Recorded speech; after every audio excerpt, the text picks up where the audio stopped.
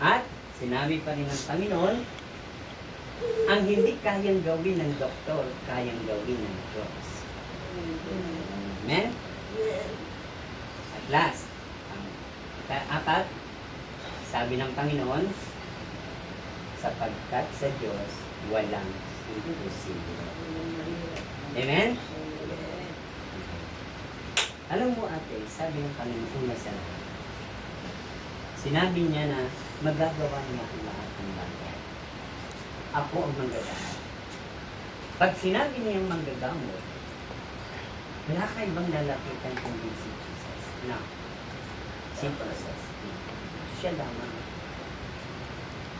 Araw at gabi, sabi ng Panginoon, lagi ka daw mag-pray.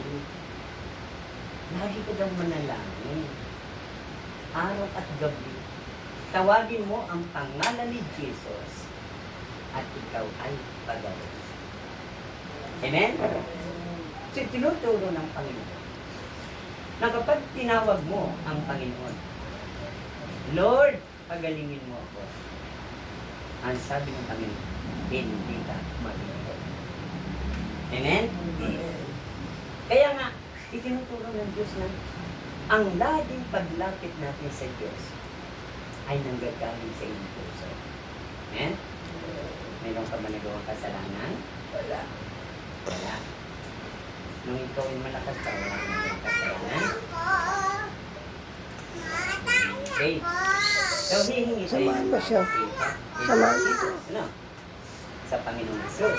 Okay. Sabihin mo. Panginoong Jesus, salamat po sa iyong salita, sa iyong pagdalaw, sa iyong pagdalaw sa akin. Panginoon, patawarin mo ako sa aking kasalanan, sa isip, sa salita, at sa gawa.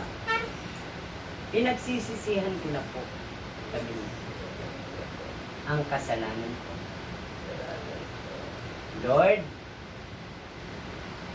Lord, patawarin mo ako. Pinihiling ko po. Linisin mo sa lahat ng aking kasalanan. Mula ulo hanggang talampakan.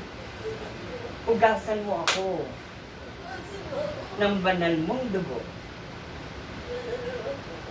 upang ako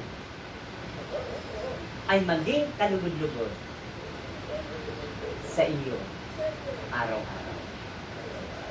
Panginoong Jesus, binubuksan ko na po ang aking puso. Tinatanggap kita bilang Panginoon. Bilang Panginoon at tagapagligtas. Maghari ka po sa aking puso. Ngayon, ikaw na ang aking tagapagligtas. Panginoong Jesucristo, marami pong salamat. Ako'y ligtas na. Ako'y magaling. Praise God. Sa pangalan ni Jesus, Amen.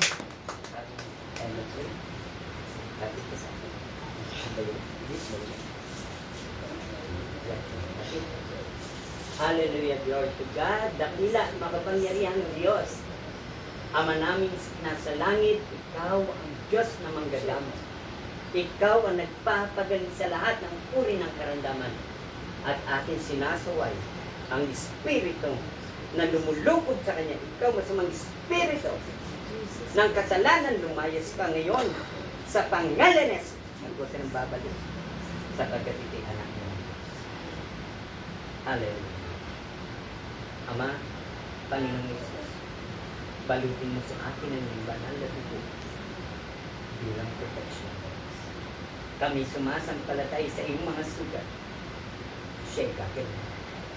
Sa iyong mga latay, sa krus ng Kalbaryo, siya'y gagaling. Sa iyong pagkamatay sa krus, Panginoon, siya'y gagaling. Sa iyong pagkamatay sa krus, ay tinubos mo siya ng iyong banal na dugo. Siya'y gagaling. Sapagkat ang dugo mo, Panginoong Jesus, ay nananalaytay sa kanyang mga ugat. Right now, in Jesus. Panginoon, lokoban mo po siya, Panginoong Jesus, mula ulo hanggang talampang. At sa kapangyarihan ng dugo ng Panginoong Kristo, binabalot kita ng banal na dugo ng Panginoong Jesus at di na muling makababalik ang masamang espiritu ng karamdaman. Sa pangalan ni Jesus, sa pangalan ni Jesus, ikaw ay magaling na, ikaw ay malakas na, ikaw ay malusog na, ikaw ay makalalakad na, ikaw ay makapaglilingkod na sa Panginoon. Sa pangalan ni Jesus, ikaw masamang espiritu, pinawawalang bisa ko ang kapangyarihan mo, lumayas ka na sa katawan ito. Lisanin mo na ito. Huwag ka nang babalik sapagkat ito ay anak na ng Diyos na makapangyarihan sa lahat. Sa pangalan ni Jesus. Sabihin mo, Panginoong Jesus, salamat po. Ikaw na ang aking Panginoon at tagapagligtas. Sa pangalan mo, ako'y gagaling. Ngayon, ako'y lalakad. Ngayon, malakas na ako. Wala na akong sakit. Sa pangalan ni Jesus. Amen. Wala mo ibasa. Tapos yung ida kayo lola dabi ng mainit. Hallelujah. Amang banal Diyos po naming makapangyarihan. Lokuban mo po, Panginoon. Uy, mineral yan. In by the power of the Holy Blood of Jesus. By the power of the Holy Spirit of God. In Jesus' name. Ida kayo lola the dabi ng Holy mainit. Spirit, the blood of Jesus. Hallelujah. In Jesus' name. Lord,